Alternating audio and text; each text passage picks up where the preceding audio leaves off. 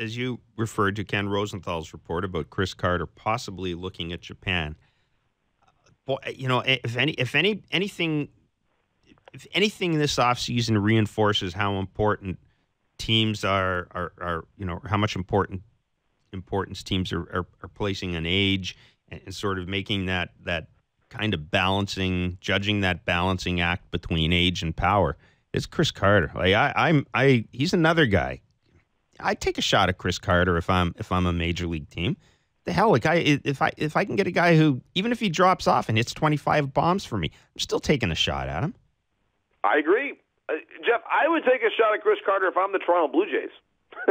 Yeah. I know that may sound a little silly, but to me, and I realize they signed Smoke, so from that roster standpoint, it'd be a bit of an issue, and it would be a bad look if they replaced Smoke so quickly after signing him to the extension.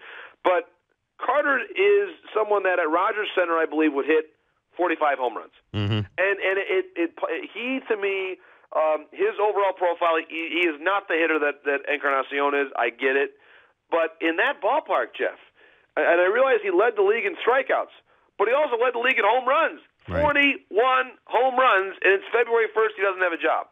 Now, to me, that doesn't make sense. And I realize that it's a tricky market, and Mark Trumbo had to wait longer than he should have to get a job.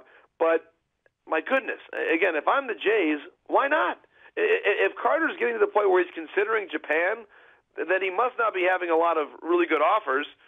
Why not look at him? Why not try to and then try to move Smoke if you have to, or even, frankly, Jeff, release Smoke because you look at the way things are going, and if that all happens, whatever the cost of Smoke is plus Carter's cost, look at that as an aggregate expense there, and think to yourself, okay, could I afford to pay that for that one roster spot? For somebody that they still really, in their totality, have not fully replaced the production that you'd be getting from Edwin. I don't know. To me, there's a lot of teams out there that could use 41 home runs. 41 home runs. And it's not as though, Jeff, this is a one-year thing. Here are his last 4 years. 29 homers, 37, 24, 41.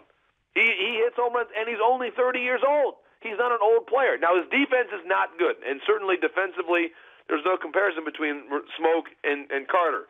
But 41 homers is 41 homers, and you don't roll out of bed and lead the National League in home runs.